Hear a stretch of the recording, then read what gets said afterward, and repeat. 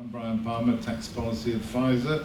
I think listening particularly to what Rebecca's just said, it kind of draws attention to the fact that off-payroll working, which is kind of like a tax-focused thing, is a subset of the overall problem. And the real problem is about employment status, is about the fact that a lot of it is built on laws. Rebecca referred to one from 1968, was it Rebecca? Yeah. And we are, as you said, no longer in 1968. It went a long time ago. Technology has changed, the way we work has changed. There is a much greater flexibility generally, and I think the whole premise of what we're talking about today, is there a problem?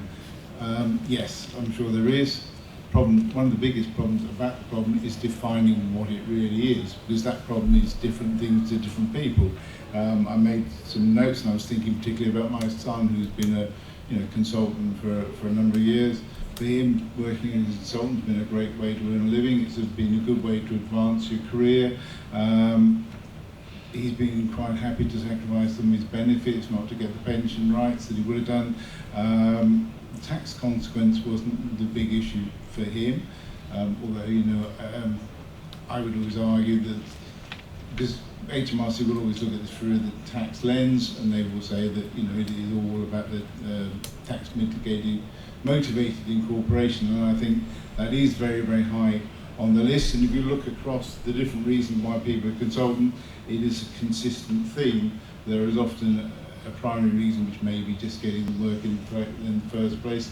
It might be limitation of liability, but tax motivation is the second one. And a lot of what we've seen in IR35 is exactly that. It's all about looking at this through the tax lens.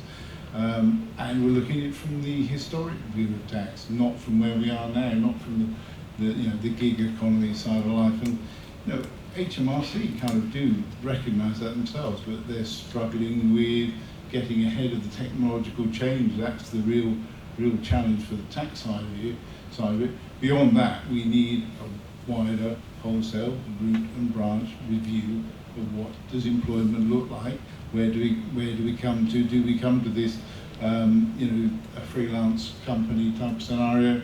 Do we look at something where, and we're not so far away from it now, where in real time people's income can be caught using apps, through software, and reported on a monthly, quarterly basis, and income taxed, not employment, but income taxed, more or less real time. And I think, we're still looking at this from an old world lens, when we need to be looking from a new world one, but we need to be looking at from the point of view of employment status, from tax, and from all the other areas. So we need to properly define what the problem is that we're trying to solve, and not just kind of pick off bits like employment status, like tax position.